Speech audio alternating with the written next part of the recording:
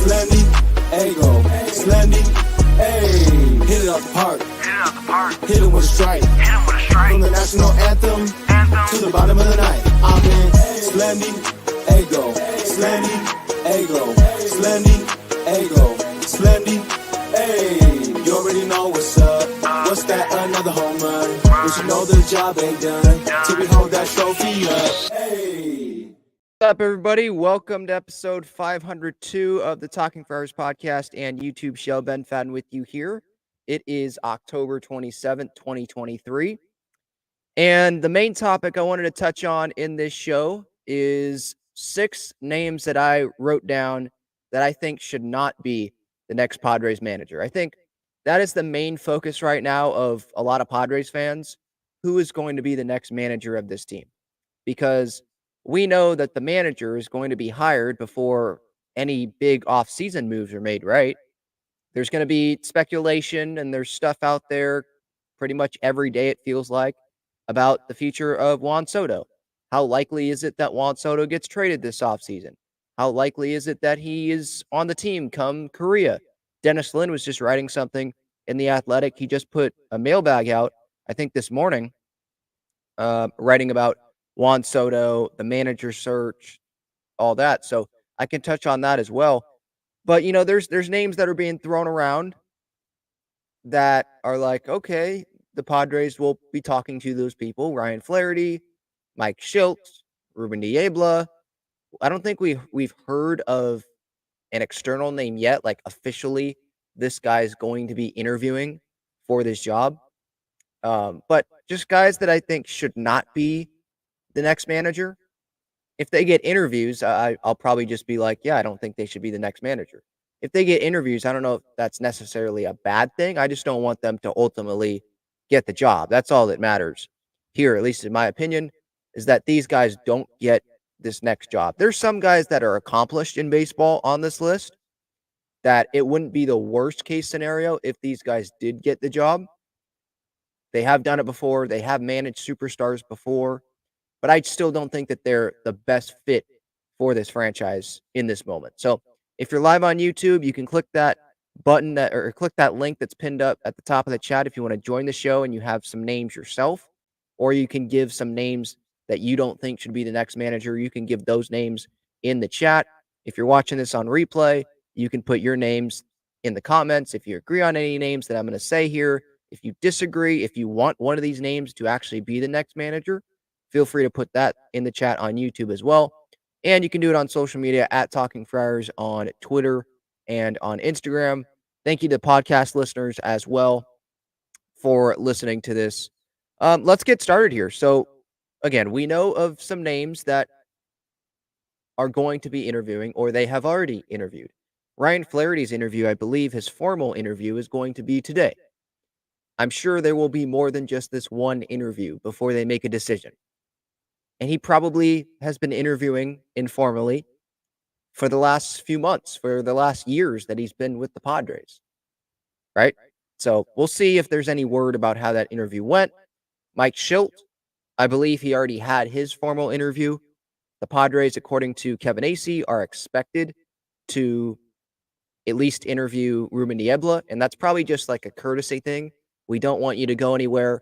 You're probably best right now to be the pitching coach. You're under contract through 2024, but we know you want to be a manager in the future. So we're going to throw you this bone. You know, it's just a trial run for you. You can get comfortable knowing what at least one major league team's interview process looks like. So maybe you're better prepared for the next one that may come down the line. But some other external candidates that I'm going to throw out there that I don't think would be the best. The first one, Buck Showalter.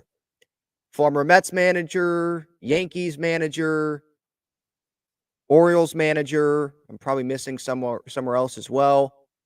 D-backs, right? Didn't he manage the D-backs? Like this guy, he falls under the category of, yeah, he has managerial experience. He has managed superstars. I mean, going back to the Yankees and obviously the Mets and the Orioles. Like everywhere he's gone, it feels like he has definitely managed superstars. And when I was watching him on MLB Network before he took the New York Mets job, I loved watching him. I was like, "Oh, this guy's a smart guy." I love how detail focused he is, like, on the little things, like, that would be great. But he hasn't been in this Padres organization. I'm not saying you have to be in this Padres organization to be the next manager, but again, we know that AJ Preller is going to be the guy running things here. So, I wanna go all in on AJ Preller because I think that's probably what's best for this next manager because Preller's not going anywhere. I don't want the clashing because what the heck happened last time around here with Bob Melvin when the two sides were clashing? We saw how that worked out. It didn't work out well, right? So Buck, I feel like, he is definitely someone that would fall under the Bob Melvin category of he wants to do things his way. And I don't know how much he would want to have constant conversations with AJ Preller and have AJ Preller be even more involved with things than probably Billy Epler was with the Mets or other past GMs that he has had.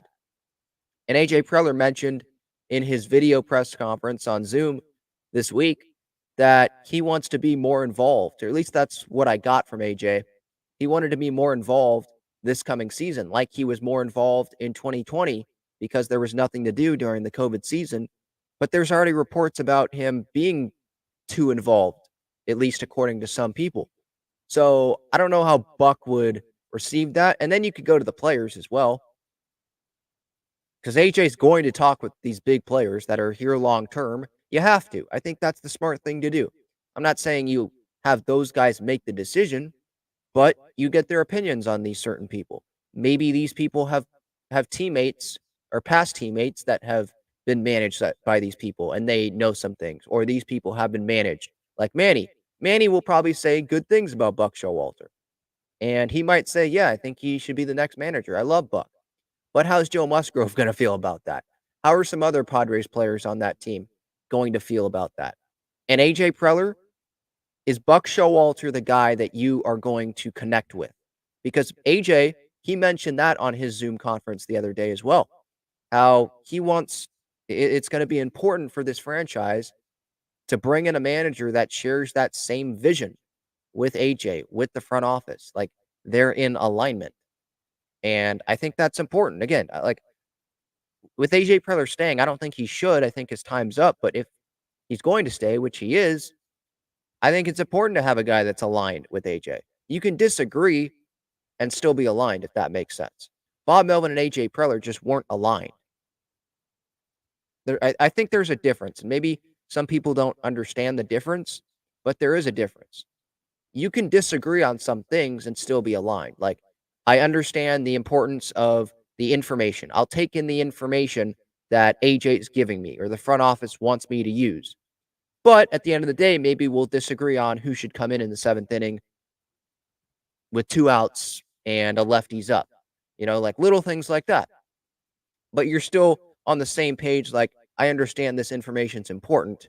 I went with my gut in this spot instead of going with the predetermined thing, going into a game or the perfect game plan. But things change during the game, you know? So hopefully some people can understand that that's okay to disagree but still have the same vision.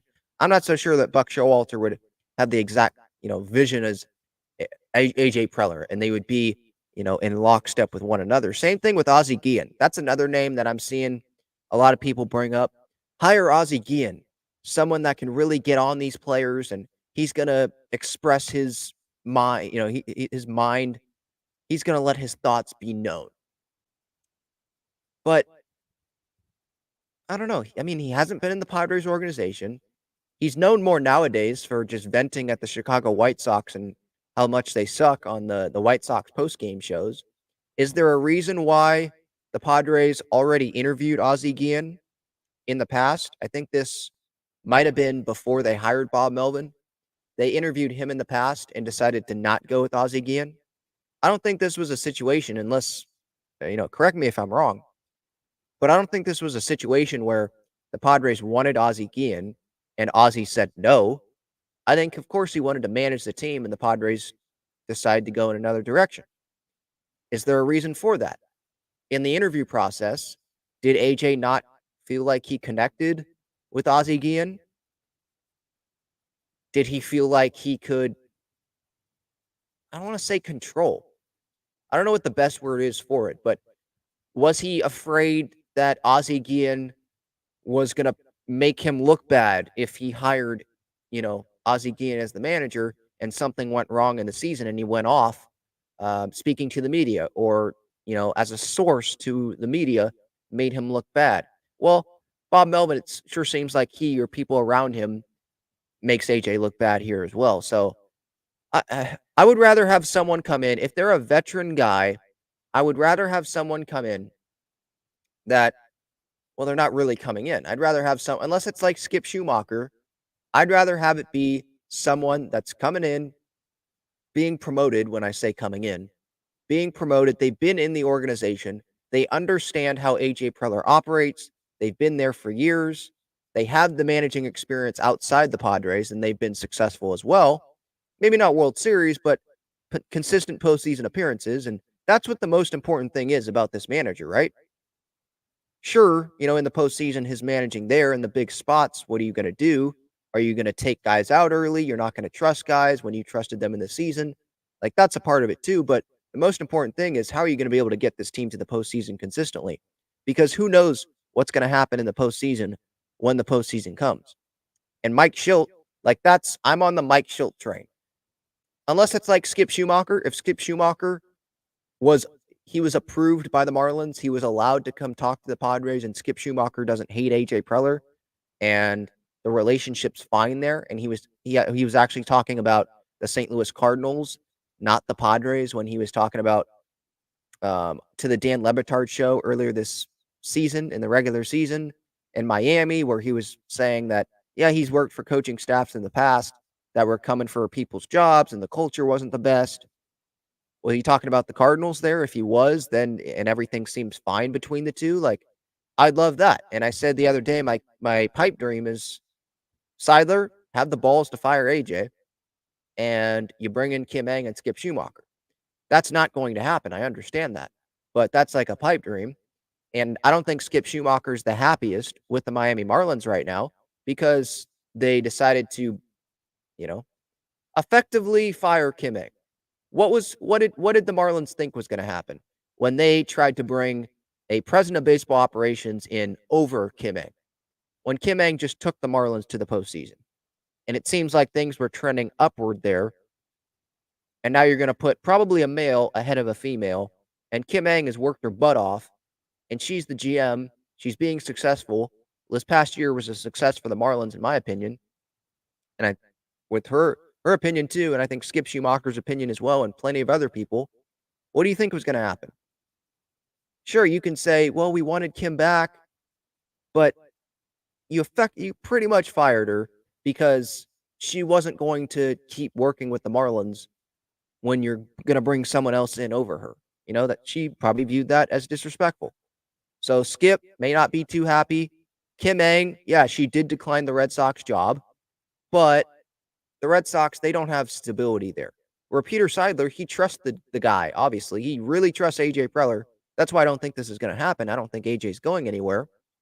He would have already gone somewhere, right? He's already done 2 press conferences or Zoom conferences in this month. So he's not going anywhere. He's already conducting the manager search, but it's just a pipe dream of mine. Kim Ng would have the trust of Peter Seidler if she was hired here. And Skip Schumacher, I think this guy cares about the Padres winning. His family lives in Orange County. Like, it just feels like it's more of a fit to me. But I'm on the Mike Schilt train because I don't think Skip Schumacher is actually something realistic. But yeah, like guys like Buck Showalter, Ozzie Guillen, who aren't in the organization. Sure, they have experience in the big leagues, but are they going to be aligned with AJ Preller? That's a question that I have. Luis Rojas is another name. He has already interviewed with the Padres. So were they aligned there? Maybe they were, and he's brought in for another interview just to talk again. But that's someone where things didn't totally work out with the New York Mets, right? And now I think he's a third base coach for the Yankees. Has he gotten another managerial interview from any other team after leaving the Mets job? or I think he was fired, after not being the Mets manager. Has he gotten any other managerial interviews? He's already interviewed with the Padres. So I take that as okay, maybe AJ and Luis Rojas, they weren't totally connected there. Or what, I forget when Rojas, he probably interviewed before Bob Melvin. So Bob Melvin or Luis Rojas, you're going with Bob Melvin. So maybe that's what the case was. But who would you rather have? Would you rather have Mike Schilt, someone who's been in the organization, knows things, seems like the players like him, Preller, they're connected right now? Would you rather have that? Or would you rather have Luis Rojas come in, who hasn't managed in years, isn't familiar with the Padres team, the Padres clubhouse, how things are run, AJ Preller on a day-to-day basis? That's just not someone that I would hire. And I'm taking some of these names from the lists. I look on the internet. I was looking on the internet, searching up Padres manager candidates, and these were some of the names that were I saw from like CBS Sports and what other sites? I forget the other sites that I saw, but these are just some names that popped up. Clayton McCullough, he is the Dodgers first base coach. He is someone that I wouldn't bring in. Like, something that's appealing is, hey, I mean, he is kind of familiar with the Padres. He knows their weaknesses, I would imagine, because he was with the Dodgers, and the Dodgers have owned the Padres for the most part. I know the Padres won when it mattered the most in the postseason in 2022. That was amazing, something that we'll never forget. But the Dodgers have owned the Padres. So they know something about the Padres, clearly. So that could be an advantage, I guess, if the Padres ended up bringing him in. But is he familiar with the day-to-day operations of the Padres, being in that clubhouse every day like Ryan Flaherty, like Mike Schilt? Can he deal with AJ Preller on a day-to-day basis? He hasn't been through that, and he has no managing experience. So I just look, to get experience, you have to get experience. Like, someone has to take that chance on you, and that is, I guess, kind of unfair to some of these candidates, right?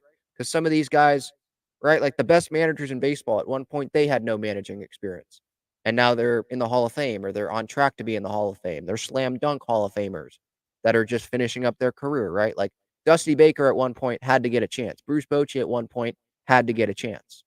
Like, I understand that, but where the Padres are right now, and it's not like it's some normal GM that's running things. It's AJ Preller. And I want that person to be aligned with AJ Preller and share that vision, because look what happened last time with Bob Melvin here, what just happened when they didn't share that vision. And the Padres need to win right now. So I want someone that, I mean, right now it just feels like Flaherty or Schilt. I'm not the biggest fan of Flaherty being the manager, but it feels like Flaherty or Schilt is probably the best fit right now for this Padres team, based on who is running things, based on it being AJ Preller, based on Padres players knowing these guys, and not having to have someone come in and maybe they don't have the respect of the clubhouse, and then things get off to a rocky start right out of the gate there, instead of the players knowing. And Tatis, someone like Fernando, trusts Mike Schilt. And Mike Schilt was huge in Fernando Tatis Jr. and his comeback and him going to the outfield and all that, right? Ryan Flaherty and Manny, obviously, it seems like they're really close. But Ryan Flaherty seems like he's close with plenty of guys on that team. It's not just Manny. And maybe some fans are like, I don't want Manny running the show there with Flaherty. Like, I don't want that. Okay, then you can go with Mike Schilt as the manager. Someone that I'm not ruling out is someone like Benji Gill. We'll get to him, Ruben Niebla. But continuing here, the fifth name that I have written down here is Joe Madden. He is another guy like Buck Showalter, I feel like, that would want to do things his own way. You know, it feels like he's a big numbers guy, big analytics guy, where what you're reading, at least that's what I was reading from Dennis Lin and his mailbag in The Athletic this morning, how the Padres, maybe they're going to be forced more into analytics and stuff like that. And it seems like they tried to give information to Bob Melvin, and maybe he wasn't receptive enough to that information. And Joe Madden, maybe he would be receptive to that information, but is he familiar, again, with working with AJ Preller day-to-day basis? Does he have a good relationship with Bob Melvin? What do you think Bob Melvin's going to tell Joe Madden? And if Bob Melvin thinks Joe Madden's a good manager, why would he want Joe Madden to go take the Padres job? So anyone that talks to Bob Melvin, maybe Bob is really looking out for that potential person and says, no, there's a bunch of red flags. I did not like my time dealing with AJ Preller in that front office. It's just not a spot. If you have a job in baseball already, just wait for another opportunity. It'll come.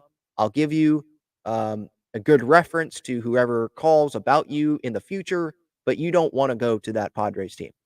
Or he could also be like, well, even if he doesn't really care about looking out for that person's just asking his opinion, he'll probably say negative things so that guy, if he thinks that guy is smart, he'll probably say bad stuff about Preller and the Padres because he doesn't want that person going and managing against him because he's on the Giants now. He's looking out for what's best in him for himself and for the Giants. He doesn't care what's best for the Padres. He wants what is worse for the Padres, right? Because he's managing against them. So maybe candidates have to be, they have to, carefully go through information that Bob tells them if they do talk to Bob. But I'm sure there's people that will talk with Andy Green and Jace Tingler and other coaches that have cycled through this Padres organization under AJ Preller. But yeah, Joe Madden, it just feels like he would want to do things his own way.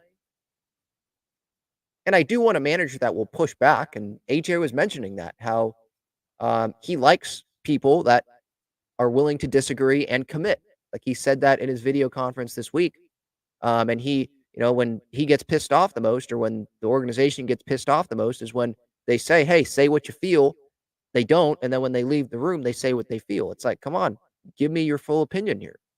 Maybe that's what was happening a little bit. And Bob ended up just being closed off to that front office and he was just done, especially at the end there. Again, Preller takes fault in this. Seidler takes fault in this. Melvin takes fault in this. There's a lot of people that take fault in this. Obviously, the players take fault in things not working in 2023.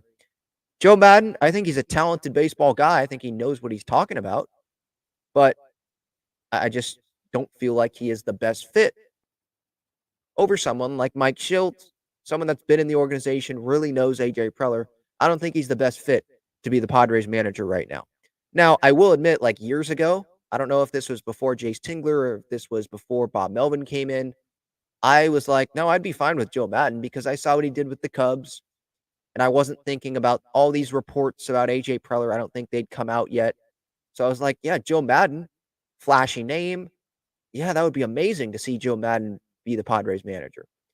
But now that we know like some things that have gone on in AJ Preller, it just doesn't feel like Joe Madden would click very well with AJ Preller.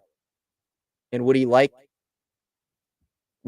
to have AJ Preller and front office people be constantly in his ear about things? You want to have communication. I'm not saying that there shouldn't be. You need to have communication. But would he want that much consistently? I'm not so sure about that. So I kind of put him in the same bucket as like Buck Showalter, Ozzie Guillen. Gabe Kapler is the final name that I have written down here. I'll get to the chat. You all will probably have some names in there that I will go through, maybe some names that I haven't brought up yet. So stay tuned for that. But yeah, Gabe Kapler is the final name. He loves utilizing the matchups we saw with the San Francisco Giants. And maybe this was just because of the roster that was built for him by Farhan Zaidi. The roster, I shouldn't say the roster maybe built for him, but the roster given to him by Farhan Zaidi. He was going with a lot of openers, a lot of matchups. And Bob Melvin mentioned in his press conference with the Giants about how sometimes it takes him like 45 minutes to put together a lineup.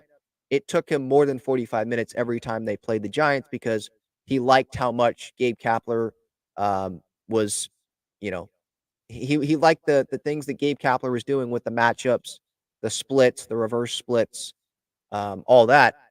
And so it took him some time to put together what he thought was going to be the best lineup against the Giants to kind of go against and be able to, stop Gabe Kapler from doing certain things. But with the Padres, is the Padres roster best built for matchups? We know there's a lot of guys on this team that are going to be here in 2024.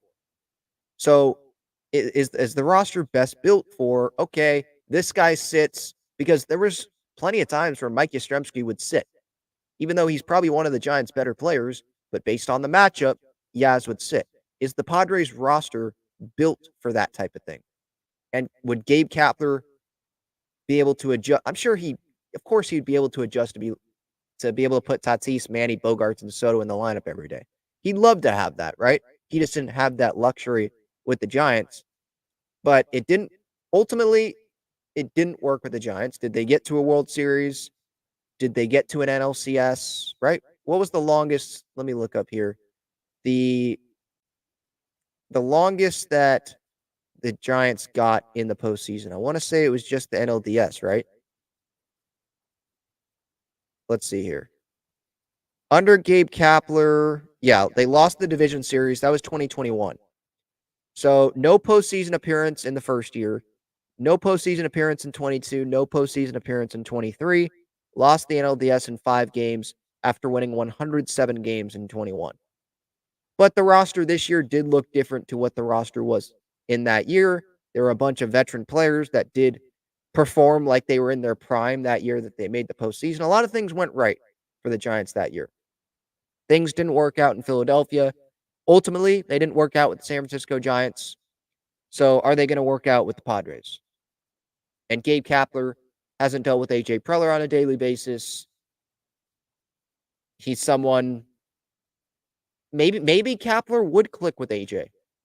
Maybe he would, because he doesn't have as much managing experience as someone like Joe Madden or Buck Showalter, someone like that. So maybe he would click, but I just don't know if the roster is built for a manager like Gabe Kapler. So those are the 6 names. Buck Showalter, feel like maybe he'd clash with Preller. Guillen, kind of same thing. He's already interviewed with the Padres, so don't know if they'd interview him again. Luis Rojas has already interviewed with the Padres. Maybe they didn't see eye to eye when Luis Rojas talked with AJ. Clayton McCullough, Dodger first base coach, no managing experience, hasn't dealt with AJ. Joe Madden feels like he'd want to do his own things. Maybe he would clash with AJ. And Gabe Kapler, I just don't know if the roster's built for someone like Gabe Kapler. At least the way that he was managing this past season. From what I saw, there were a lot of Giants fans that were irritated with the way that, and some Giants players were irritated with the way that Kapler was managing. And sometimes it's probably hard to get, in a flow and get hot when you're sitting a couple times a week because of matchups.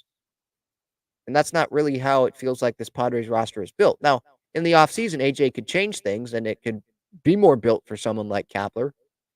But I feel like a lot of Padres fans would say, yeah, no, on Gabe Kapler. Not ruling out someone like Benji Gill. I think he was with the Angels, had success in the WBC for Team Mexico.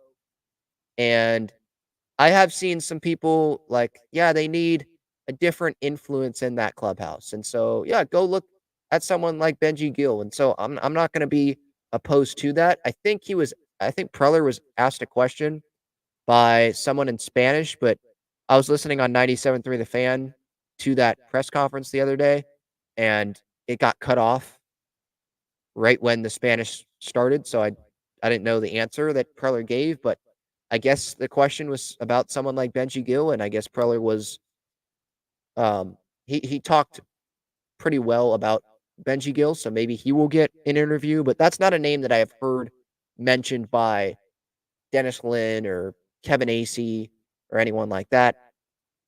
Ruben Niebla, not ruling out. I don't think he's going to be the manager, but if the Padres want to guarantee keeping him, I mean, he's under contract, so they can prevent him from going somewhere else. But what if he is offered a promotion in another organization compared to his title of pitching coach, then maybe they would elevate his title so that would prevent him from going somewhere. But I think Niebla is a smart mind. I don't know if he's ready to manage right now. Maybe he's best just staying as pitching coach. Obviously, Ryan Flaherty, Mike Schilt, I'm not ruling those names out. There's probably other names, veteran managers that I haven't obviously there's a ton of veteran managers, guys that have done it before that I haven't mentioned. There's also guys like Nick Hundley and Will Venable that I did touch on a previous show about potential candidates, and that was written in The Athletic. But Venable, it feels like maybe he would give an interview to the Padres, but it feels like with the success he's having with the Rangers, Bochy's not going to do that forever. It feels like he would wait just to take over and be the next manager of the Texas Rangers. And it's not like Rangers fans would give blowback to that because this guy's been learning under Bochy or would be learning under Bochy for years after Bochy retires. And then waits his however many years it takes, 4 or 5 years, to get into the Hall of Fame. Because that's the only thing that hurt when Bochy came back was when he was going to be inducted into the Hall of Fame, because he's obviously a first ballot Hall of Famer. And Nick Hundley, I mean, I don't know if it's the best time for him. I'm not putting him in I'm not saying that he shouldn't be the next Padres manager. He lives in San Diego, I believe, still. Obviously, he played for the Padres, but he wasn't here, I don't think, under AJ Preller. So that's another thing where maybe I should put him on that list of who shouldn't be the next Padres manager. And maybe if he doesn't feel like he's ready and he likes what he's doing with the Texas Rangers, then yeah, I don't want him managing. I don't want him to be the next manager of the team. I want someone that is fully committed to this Padres team, not someone that's going to another city and being like, yeah, one day, hopefully I'll be the manager. I can be the manager of that team, not this team. Hopefully one day I can be the manager of that team and be in that dugout like someone was. I want someone that's fully committed. All right. I'm going to get to the chat after this break. Check out Gaglione Bros' famous cheesesteaks and garlic fries on Friars Road. You can visit their website, gaglionebros.com, for their entire menu and enjoy their cheesesteaks and fries at Petco Park and Snapdragon Stadium as well. All right. Devin says, Gabe Kapler, Buck Showalter, Ozzie Guillen, Ryan Flaherty, Fernando Tatis Sr. should not be candidates. Well, yeah, Tatis Sr., I guess we could put in that as well. I mean, he has managed in the Dominican Winter League, right? But him being Tatis's dad, I don't know how that would be received. And he hasn't managed in the big leagues. He hasn't been on a big league coaching staff. I know there's been talk about, hey, we should make Tatis Sr. the hitting coach. Hasn't Acuna worked with Tatis Sr.? Obviously, Fernando does as well. I don't know if I would be super opposed to that because I don't really know. I'm not in there to know like what the hitting coach does for these guys all the time. And Fernando Sr., he has experience hitting in the big leagues. And there's some guys that are good hitting coaches that didn't have this amazing big league career that aren't Hall of Fame players. How'd Mark McGwire work? How'd Barry Bonds work as coaches? Right? But then there's someone like Kevin Long, who's like the best hitting coach in baseball. Is he a Hall of Fame player? No. So, yeah, I mean, like Ryan Flaherty even. Some are like, well, yeah, no manager, don't give him the managing job because he wasn't a good offensive coordinator. He's not a good hitting coach. Look at the offense. But, I mean, it's ultimately the players at the plate that have to do it, right? The Padres have cycled through hitting coach after hitting coach after hitting coach. How has that served them? So I'm not going to say that Flaherty sucks at his job. I don't really know what I see him on Ballpark Cam on MLB Network, putting balls in a machine and for batting practice and throwing batting practice and talking with Manny and other players behind the cage. And I see him looking at, going over information. It seems like when a reliever comes into a game, he's going over what that reliever stuff is with that batter or with the batters coming up. That's what it seems like he does. That's part of his duties. But I don't know everything that he does. So I'm not just going to sit there and be like, yeah, that guy sucks. Because I don't know. Sometimes players, when they're in the big leagues, the big leagues are hard, I would imagine. So sometimes guys can be good hitting coaches because it's how I'm pretty sure coaching nowadays, it's about, can you get the message? All these numbers that you're given by the front office, can you give those numbers to the players in like the simplest way? Can those players understand the information that you are giving them? And can you translate that information to them in an easy way so they can use that and that can help them be a better player and prepare better and reflect on their performance and all that, right? So I'm not in the clubhouse to see how Ryan Flaherty does about that. Devin says Brad Ausmus should not. Wasn't he? I feel like he might be an Astros manager candidate because I think he was interviewing for the GM job at one point. I think he was the runner up, maybe to Dusty at one point for manager. Eric says Joe Madden, Kenneth Ozzie-Guillen. Devin says who should be the manager? Skip Schumacher, Mike Schilt, Ron Washington, Mark DeRosa. Schumacher, I'd be up for, obviously. Big fan of Skip. Schilt, I'd be up for. Ron Washington, I would be up for. But I think we can throw Ron Washington's name out. I'm not saying he shouldn't be the next manager. I'm just saying he's not going to be. He already interviewed with the Padres, and he was the runner-up to Jace Tingler. Ron Washington, he's beloved by everyone with the Braves. Seems like he's pretty influential there with the Braves. Why would he want to come manage the Padres when he's already on a good coaching staff? And he has a good chance of winning every year. I know they haven't gotten over that, or they have. In 2021 they did. But these last couple of years, the Phillies have been trouble for them. But if I'm Ron Washington, why would I want to go be the manager for a guy that said, no, I'll take a dude that we've never heard of before, Jace Tingler, over you? When you had the opportunity to hire me as the manager, why would I go and now be the manager of this team that decided, no, we're going to go with Jace Tingler to be the manager over you? I just wouldn't go if I was Ron Washington. Maybe that's just the hold a grudge person part of me sometimes in certain things if that happened to me, but I would not go. Mark DeRosa. Notice that's not a name that I put up there as who should not be the next manager. I'm not saying I'm as in favor of D-Row being the next manager as Mike Schilt or Skip Schumacher, but I would be interested. It would be fascinating. I would not slam that hire and be like, what is AJ doing? Because ultimately, they did make it far in the WBC. They didn't win it, but they made it far, made it to the championship game. And the breakdowns that I see him do on MLB Central, I love that. Feels like he knows what he's talking about. He has relationships with some players. With him, it doesn't seem like whenever he's talked about the Padres, it just feels like he's not the biggest fan of AJ. So that's kind of the hiccup there. Where, okay, first-time manager, but he did manage in the WBC. He has gone through the interview process before. He went through the interview process, I believe, with the New York Mets. He admitted that he wasn't ready at that point in time. With him, the roadblock is, would he be aligned with AJ? And if he's not, then that's where it's like, okay, probably should go in a different direction then. But D-Row as a coach, an assistant to someone, I'd love that, but I'm not so sure. He has a family.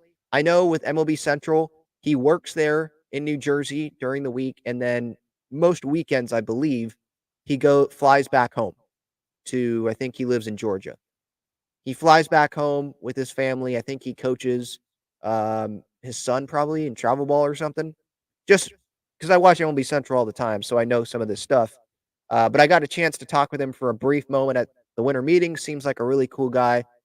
That was before the WBC, so I was asking him about potential Padres maybe who would, has he reached out to these guys? Would he be interested in these guys coming and playing for Team USA, the team that he was going to be managing? I think he's a really smart baseball mind, so that's not someone that I would shoot down. It would be interesting for sure. Kenneth says Ruben Niebla is a good pick, especially having a big Mexican fan base in San Diego and no Mexican players. That's true. And I don't want to downplay like, oh, I don't care the background of this person. I just want the best person for the job. So if the Padres think that Ruben Niebla is best served as pitching coach, then keep him at pitching coach. If they can keep him in the organization as pitching coach, and you go hire whoever you feel like is the best manager. Don't make a hire based on the person's background. You want a Latin manager or you want someone like that with Ruben Niebla, Mexican fan base in San Diego. Don't make the hire because of that. Make the hire, AJ. This could be your last manager. Should be. I mean, you probably shouldn't even be allowed to hire this next manager, but okay, last manager, hopefully.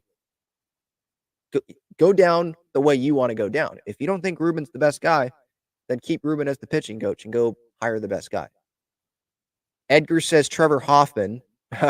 He wouldn't want to do this. The dude, he's living an amazing life right now.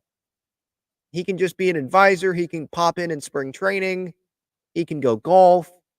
He can do whatever he wants. He can go wear shorts and flip-flops all day.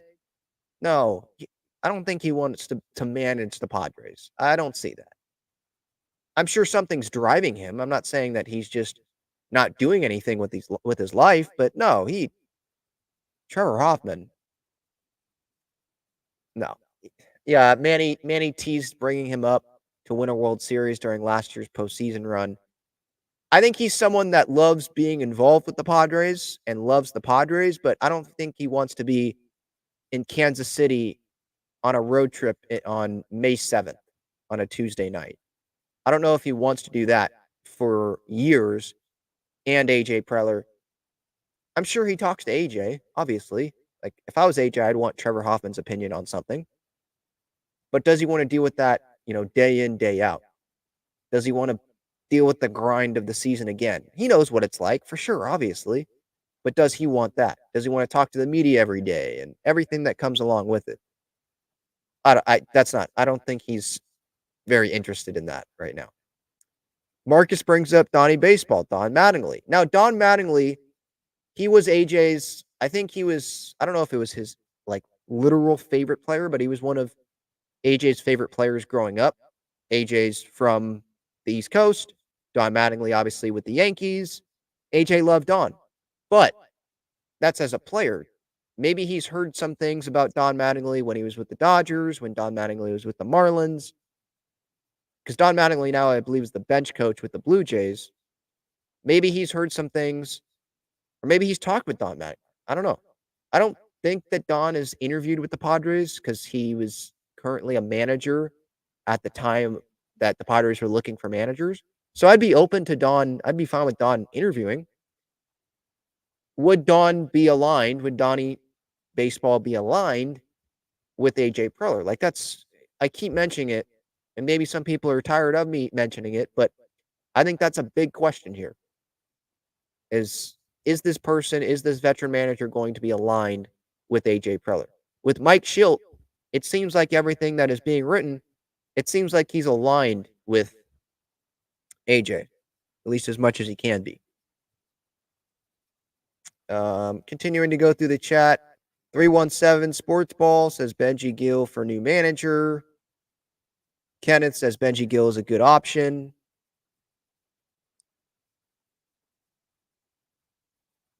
Skip won't come back to San Diego. His comment on Dan Le Batard's show during the season on being part of a toxic staff where coaches were after each other's jobs. Yes, I assume that was the Padres. But it could have been the Cardinals if you think about it, right? Because Schilt was there, right? I think Schilt was the manager when Skip was there for that 1 year with the Cardinals. And Ollie Marmol was his bench coach, I want to say. And Ollie Marmol ended up being the next manager of the team. So was Ollie trying to make Mike look bad behind the scenes? Is that what Skip's talking about? And he's actually not tired of the Padres? I don't know.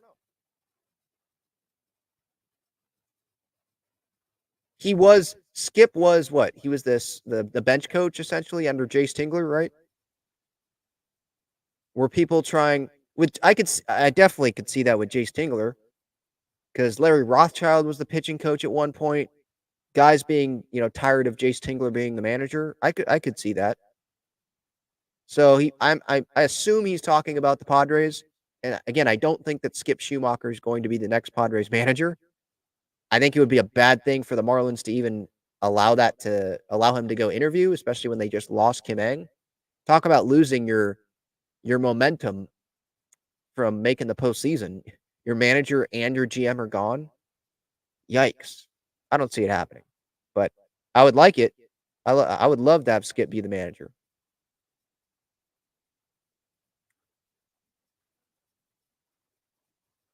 All right, let's see here.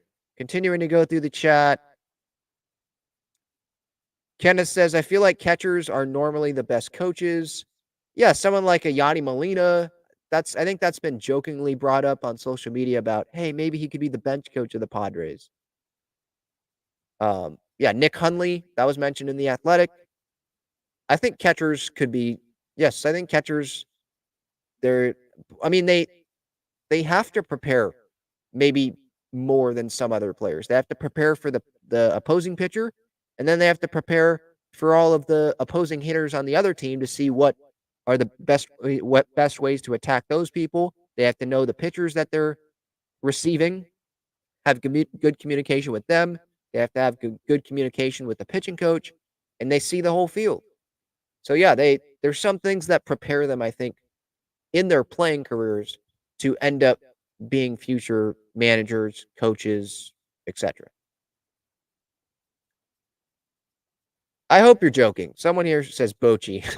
Yeah, of course. He's definitely not coming to the Padres. He's not going to leave the team that's in the World Series, that is the favorite to go win the World Series, for being bossed around by AJ Preller.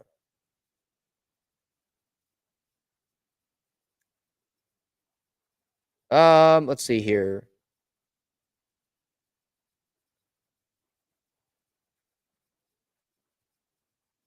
Continuing to go through the chat. JB says Ron Washington is a need. That man can coach. I just don't think that he wants this Padres job. Yeah. I don't know if I don't know if Ron Washington would work with AJ Preller. Yeah, I agree with this. You don't hire the manager for the fans. Hire the guy that you think is the best manager for that club. Yeah, you don't hire him for, oh, the fans.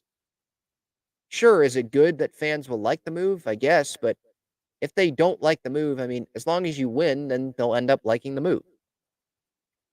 And if this is AJ's last manager hiring, it makes sense for him to go with the guy that he thinks is the best. It could be another Jay Stingler. It could be a guy with no managing experience, but go with the guy that you think is best. Don't go with the guy that you think is best is best for the reaction to the move, or the guy that you think, I don't know, that Seidler would like. Go with the guy that you think is best. Propose that to Seidler. Be convicted, committed to that, and then maybe you'll get your way. It seems like he gets his way with a lot of different things that he brings up. So Seidler might say, hey, last manager, yep, whoever you want, he'll be the next manager. If it doesn't work, both of you guys are gone. Devin asks, what player reviews haven't you done yet? Ha-Seong Kim, which I'm going to do here in a couple seconds. Tatis, Soto. There might be another guy that I'm missing. Maybe Grish. But I've done a lot of the roster. So if anyone is missing out on some of the player reviews that I have not done, just go to the YouTube channel, click on the playlists, and then go to the player reviews, and you'll see all of the player reviews there. Some of the titles are not the player, like blank player review, but I get to those players at some point in the episode. So just like today it's 6 people who shouldn't be Padres manager, but later in the show here, I'm going to do Ha-Seong Kim review, which actually I'm going to do right now. So let's get to Ha-Seong Kim 2023 Padres season review. I'll get to the rest of the chat here after I go through Ha-Seong Kim's season. Ha-Seong Kim, a 4.4 F4, 152 games, a 260 average, 351 on base, 398 slug, 112 weighted runs created plus, 84 runs scored, 60 RBI, and 17 home runs. There were a bunch of negative things that happened to the San Diego Padres this season. One of those things was not Ha-Seong Kim. He continues to get better every year. He reached career bests in runs scored, hits, home runs, walks, batting average, on base percentage, slugging percentage, OPS. He really got things started when he was trusted by Bob Melvin to be in that leadoff spot.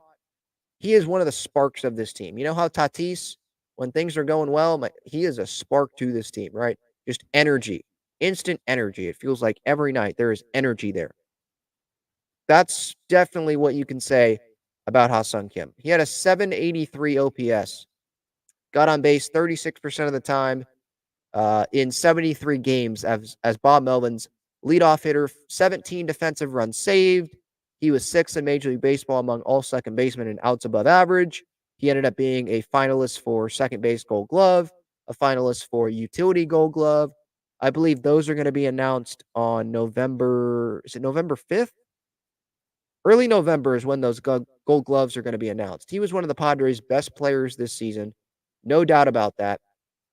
And this is where it gets tough, right? Some people would say, no, it's an easy decision. You don't trade Ha-Seong Kim. And that I'm in that camp right now. Like, you don't trade Ha-Seong Kim. Because if you're trying to win in 2024, you want Ha-Seong Kim on your team. But do you want a real first baseman on your team as well? And do you want Jake Cronenworth to be playing every day because you paid him a bunch of money and no one's going to take that contract? With Ha-Seong Kim, you could be selling at his highest level, at least his highest level as of now. That risks him getting even better in 2024 and having an even better year, but then you could lose him for nothing. And maybe you're like, Juan Soto's better than Ha-Seong Kim, so we're going to keep Juan Soto even though his contract is more, and we'll move Ha-Seong Kim and save a little bit of money there. Maybe we'll get some controllable pitching back. Maybe that's how the Padres do this, and we're like, hey, we can move Crony to second base. We trust that he'll be better offensively. His value will increase because it's better. He's more valuable as a second baseman compared to a first baseman. That allows us to keep Bogaerts at short, Manny at third. But I ultimately right now I'm leaning towards the Padres that they won't be trading Ha-Seong Kim, and I don't think they should trade Ha-Seong Kim. Every year he has gotten better. Average, on base percentage, slugging percentage, OPS, OPS plus, total bases. I mean, games played, home runs, runs driven in, stolen bases. Oh my gosh. I mean, just look at these numbers. 2021 home runs. I'm going to go 2021 to 2022 to 2023 for all of these stats. Home runs, 8, 11, 17. Runs driven in, 34, 59, 60. Stolen bases, 6, 12, 38. Some of these are compiling. Like, of course, you're going to have more because you played more games. But others, when it's like on base, slug, OPS, it's like, no, I mean, it's just, he's more comfortable. He's clearly a better player. He's a better hitter, definitely. Average, 202, 251, 260. On base, 270, 325, 351. Slugging, 352, 383, 398. OPS, 622, 708, 749. OPS plus, league average is 100, 73. Remember, he was not comfortable with the fastball velocity in the big leagues. 105, 110. I think he mentioned something about how he changed his diet as well, like so that he could, stay strong throughout the season. I don't know if he changed anything about his workouts just to make sure that he's strong throughout the season and he's durable throughout the season. But yeah, this was one of the positives from this Padres season. No doubt about that. Not just having a good year, but just continuing to progress and continuing to get better. Because there's some guys that offensively, they have declined, which one of them is Jake Cronenworth, which it sucks to say because I love Croney, but that's just what the numbers tell you. Like, the numbers don't lie. So I'm hoping that Croney is going to bounce back. But yeah, Ha-Seong Kim, if you're trying to win in 2024, and obviously is a fan favorite, but again, the Padres should not be making moves based on, so don't trade Ha-Seong Kim because he's a fan favorite. No, make the best baseball move. The fans, they will show up. If you have a good baseball team, the fans will show up. They'll get over it. They'll show up. Sure, it'll suck. Oh, man, I miss Ha-Seong Kim. But they'll show up if you have a good baseball team. But I think having a good baseball team next year involves having Ha-Seong Kim continue to be on your baseball team, especially at the beginning of the year. Because Manny's probably going to be DHing, so who's going to play third base? Probably Ha-Seong Kim. He can play short really well, probably better than Xander. He can play second base just as well, if not better than Jake Cronenworth. He is super valuable to this Padres team. I mean, he was running all over the place this past season, 38 stolen bases with 12 in 2022. Is it bigger bases? Is it the limited pickoffs? Is it just him saying, screw it? I believe in myself. I believe in my speed. I'm going. I don't know what it was, but I mean, he got on base more as well. So maybe that was part of it as well. But like, man, there was something there. So yeah, this is a guy that is super valuable, but he's not going to be here past 2024. I don't think. So this is another one like Juan Soto. Not saying Kim is as talented offensively as Juan Soto, but this is another one where it's like, all right, you've tied up a bunch of money already for future years, guys that are going to be here till they're like 40. Is this right for the Padres to give Ha-Seong Kim $150 million?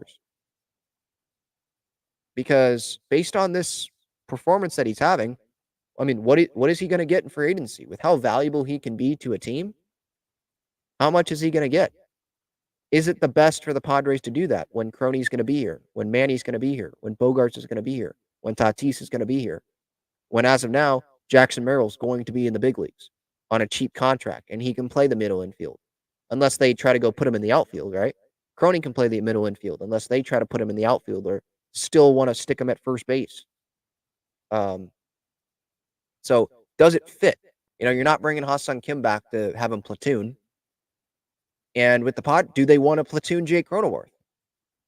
Maybe it's best for 2024 to not have him play every day if he continues to struggle offensively and you don't have a spot for him other than first base and you want to actually have a real first baseman there and a better bat in the lineup. But the Padres probably want to have Crony, play every day because they paid him. So it's going to be tough. It's going to be tough to see Ha-Seong Kim go because that's where I'm at right now. Like Ha-Seong Kim, he's not going to be here after 2024. It's just not going to happen. But that's the situation that the Padres put themselves in. Right? They saw maybe this was the Padres being emotional with the Jake Cronenworth moment. And by the way, they gave Cronenworth this contract before Ha-Seong Kim had this great season. They didn't know that Ha-Seong Kim was going to have this type of season, right? I wasn't predicting that Ha-Seong Kim was going to have this type of season. He was really good.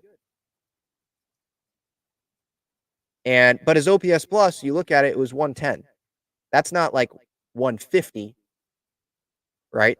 But that's not the guy he is. I understand that. He's not a big slug guy. I get that. So do the Padres think that Crony can eventually get back to being, I don't even know if I should say that back to, because I don't know if he was over. But do they think that he can produce a 110 OPS plus? Do they think he can produce a 749 OPS? If he really works on things, do they think he can do that? And if the answer is yes, then I think they'll be fine with him. Like Cronenworth, even with a bad season this past year, his career OPS plus is 111. And Kim got to 110 last year. And that was a really good year for him. That was above his average career OPS plus, which is 100. I know it's not 10 years of sample size in the big leagues, but it's a few years. So maybe the Padres are more okay than some fans are with Cronenworth being locked up. Or maybe they saw that Ha-Seong Kim was going to do this. And they're like, I'd rather give Cronenworth $80 million than give Kim $150 million, in order to keep him. It's a situation, they could have paid Kim if they didn't pay Bogarts. But Preller, he wanted Xander Bogaerts. That was written in Dennis Lin's piece here, by the way, as well. I can pull that up here just so I can quote Dennis here. It says, Seidler was heavily involved, in particular in Machado's extension and the signing of Xander Bogaerts. Preller recommended to Seidler the original acquisition of Machado and the signing of Bogaerts. So, Preller was in on both. So, Preller, he has something to do with the Bogaerts thing. It's not like that was Seidler that was like, we have to get Xander Bogaerts. Preller was in on that. So, and maybe I don't know. Was Seidler more on the Cronenworth extension than Preller was, or was Preller trying to do one of those, Atlanta Braves things, get in on this early so we don't have to pay him big money, even though his numbers were declining offensively? It was something that they didn't need to do with the Cronenworth extension. But I'm not going to sit here and be like a bunch of fans that I've seen and say they didn't need to do it and it was a stupid thing to do. I'm not going to say it was a stupid thing to do for the Padres for that extension. We haven't even started the extension yet. So I'm going to give Crony a little bit more time, see if he can bounce back here. I'm not going to write him off here and be like that was the stupidest extension ever, because it wasn't. Didn't need to be done, no. And they could have waited it out and see Ha-Seong Kim's progression, and maybe after 2023, if Crony wasn't extended, they would have chose Kim, right? And they'd be in a little bit better of a spot. But they could have both if they didn't bring in Bogarts. But would you rather have Bogarts or would you rather have Kim and Cronenworth locked up? There's a lot of questions. These are things probably that are floating around in AJ Preller's mind and written on whiteboards. I don't even know if he has a whiteboard in his office, but on Google Docs and, just a bunch. He probably just sits there at night writing down a bunch of questions on a Google Doc and just going through them and proposing them to people on the phone or to Peter Seidler or to people in the front office, to Josh Stein and Fred Ullman Jr. Hey, does this make sense? Who do we rather have? What combination of players would we rather have? Would we rather trade this guy? Is it okay if we let this guy walk? Would we rather give less money to this guy than risk having to give more money to this guy?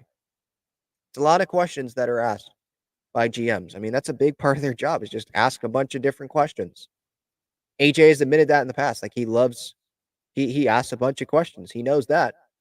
I think that's like his answer. When he's asked about micromanaging, he says, yeah, no. He loves to say that. Yeah, no. Yeah, no. Yeah, no. I know I like to ask a lot of questions. I know that. Because I like to find ways. How can we get better? Is this the best way to do things? He literally brought in a dude to ask questions. Don Tricker. Ask questions. Ask thought-provoking questions. Why are we doing this? Does this make sense to be doing this? And that's like Don Tricker's job, is what that Athletic article made it seem like.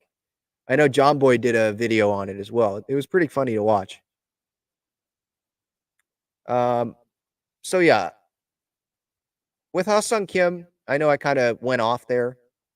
There were some negatives. I mean, it didn't have the best start or end of the season. 625 OPS in March and April. First 27 games. 471 OPS in September. But he was dealing with a stomach issue. He was probably dealing with some other stuff as well, because the dude plays almost every day. He plays hard. Whenever the guy steals second base, like, we all have a heart attack because we're thinking that guy's hurt because he takes a while to get up. So he was probably playing through something. It's a long season. I don't want Ha-Seong Kim traded. Like, I want the Padres to go all in again in 2024, especially if Soto's going to be here. And I think they owe it to the fans. Like, you didn't even make the playoffs in 2023.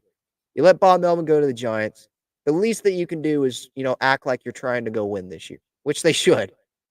What, you're just going to piss away the prime windows of your big guys that you brought in here and the guys that you locked down, like Joe Musgrove? You're just going to waste that away?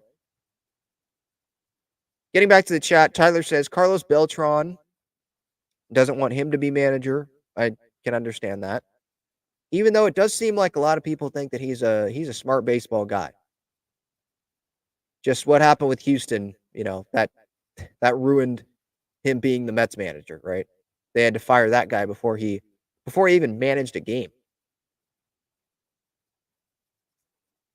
Let's see. M85 says playoff win at the minimum for AJ or he's gone. I agree. A lot of people would say he should already be gone. And I back that. I think he's gotten as many chances as he deserves. But Seidler's giving him another chance. He has 3 more years left on his contract. That will probably align with the next manager that is hired. Usually guys get a 3-year contract. And so hopefully this is his last manager. And it'll be his last manager under this contract. JB says Padres and Mets had a crazy offseason and ironically had about the same outcome. Yeah, but I think some people with the Mets would argue they're in a better spot because they have David Stearns running things now. So they they realized that we're not going anywhere. We need to trade people. We need to make moves. We need to set our franchise up. Hey, we might not win next year, the year after that, but we need to set our franchise up better for long term. And they could go from Billy Epler and Buck Showalter and a team that didn't make the postseason and having Verlander and Scherzer, all these big contracts, having that to having David Stearns as their president, having Craig Counsell as the manager, one of the best managers in baseball, having Steve Cohen's pockets. I know he's paying a bunch on the Scherzer and Verlander deals, but still, he saved some money from that. They got some top prospects back. They got Acuna's brother back in one of those deals, I think. They have some room to spend. Are they going all out to win next year? No. I mean, Scherzer was told that by Billy Epler, or Scherzer and Verlander, I think, by Epler, by Cohen. So right now you could say, well, no, the Padres, I mean, they kind of have to win right now. And if you want to win right now, you would pick the Padres, not the Mets, because the Mets have admitted like they're not trying to go all in and win right now. But the Padres still have AJ Preller as the guy running things, and they don't have a manager. Mets don't have a manager either, but feels like Craig Counsell, he could very well go to the Mets. We don't have David Stearns. Theo Epstein's not coming to the Padres because AJ Preller is still here. If he would come to the Padres, it would be because he would get the keys to the kingdom, and maybe he'd get part ownership in the team. You know, he's not leaving what he's doing now. He's already a Hall of Fame executive and likes what he's doing. He's not going to come to the Padres to work with AJ. So we still have AJ Preller and the Mets have David Stearns. We have a ton of money. We're decreasing payroll. Could have to trade Juan Soto for not anything close to what you traded to get Juan Soto. So, Mets fans could say they're in a better spot than the Padres. Padres, they're in a spot where they have to go try to win right now. Yeah. Same outcome, but different outcomes. The Padres decided to not trade Hader. They decided to not trade Snell, and they got nothing back. They're going to get compensation draft picks, and they missed the postseason. While the Mets, they got back some top prospect talent to add to their farm system, and they got out of Verlander and Scherzer contracts, some of the money. They got some stuff back in return,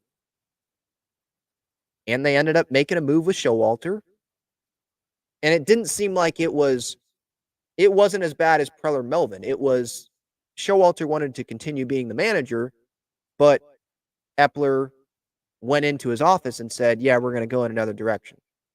Because Stearns essentially fired Buck Showalter, he had Epler go fire Showalter and say, we're moving on. We're either going to fire you or you can step down. Stearns did that without even meeting with Buck Showalter. So that was a bad situation there, but it wasn't like AJ didn't want Bob back and Bob didn't want to be with AJ anymore. It wasn't like that. Like Buck wanted to continue. And it didn't feel like it was a terrible thing going on there with the Mets. It was David Stearns coming in, and Steve Cohen's going to allow David Stearns to do whatever the heck he wants because he brought him in to run things. And that was when Billy Epler hadn't left the organization yet and wasn't being investigated by Major League Baseball. Wasn't Billy Epler, he was a finalist. He was supposed to be the next GM of the team before Preller went and wooed, what's his name? Was it Mike D at the time at the airport? Preller, he asked for one more meeting and he blew away. I think it was either Ron Fowler or Mike D blew him away at LAX. And he got the job, and he's next year is going to be year 10 of AJ Preller. And what does he have for it? No World Series appearance. Bob Melvin doesn't want to work with him. Tingler didn't work. Andy Green didn't work. And he still has the job. Did anyone see Ken Rosenthal? I'm sure you all did, but I gotta play this. This was Ken Rosenthal sounded like a Padres fan the other day on his show, Fair Territory. He sounded like a Padres fan that wanted AJ Preller gone. When a national reporter is going this in on the president of baseball operations of your team, it's like, okay, yeah, there definitely needs to be a change. For all those people that, I don't want to say all those, there's probably not very many anymore. There's a lot of people that, no, there's not a lot of people.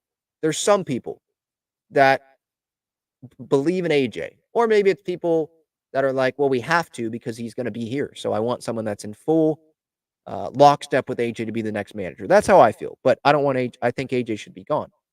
Hear Ken Rosenthal right here on Fair Territory, his show. You just let your manager go to the Giants, a division rival, because your relationship with him was, guess what? Unfixable. You let him go without compensation after 2 seasons, the first of which ended with an appearance in the NLCS. And now you're going to be hiring your 6th manager in 10 years. 6th, I will tell you, folks.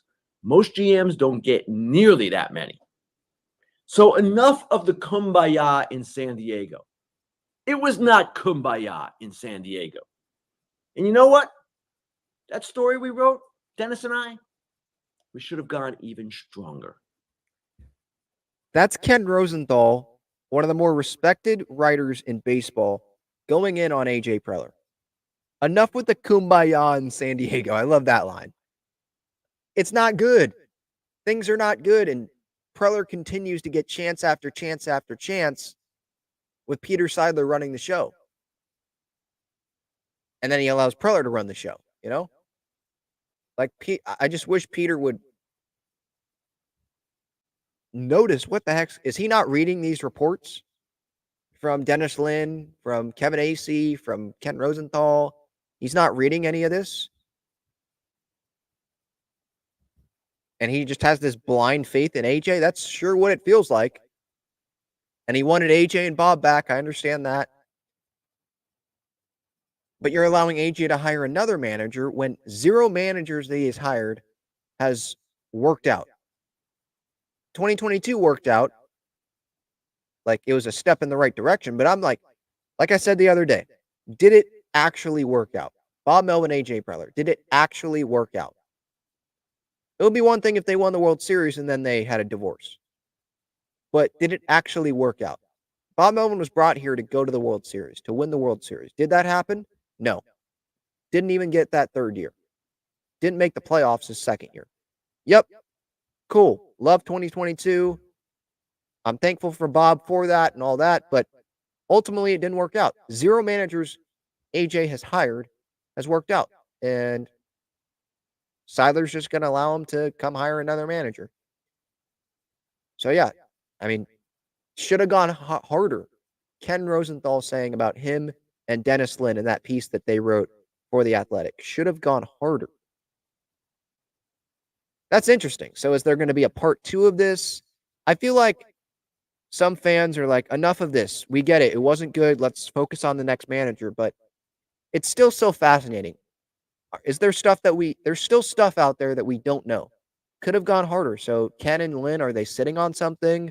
Did they just feel like it wasn't that much of an important detail to include in the article? But I'd love for them. They don't have to expand on it. Just have like a joint podcast one time and just talk about some stuff they didn't include and just leave it at that. Or just write bullet points. Here's every little thing that we gathered in our reporting about this story. And see what they didn't include it. Like, maybe it's just little details, but I know Padres fans, like diehard Padres fans that follow every little thing about this like I do, I'd be fascinated by, okay, you could have gone harder. What do you mean? What did you leave out? Do you mean like you could have gone harder by just opinion or the opinions of other people that were in that organization and had relationships with those guys?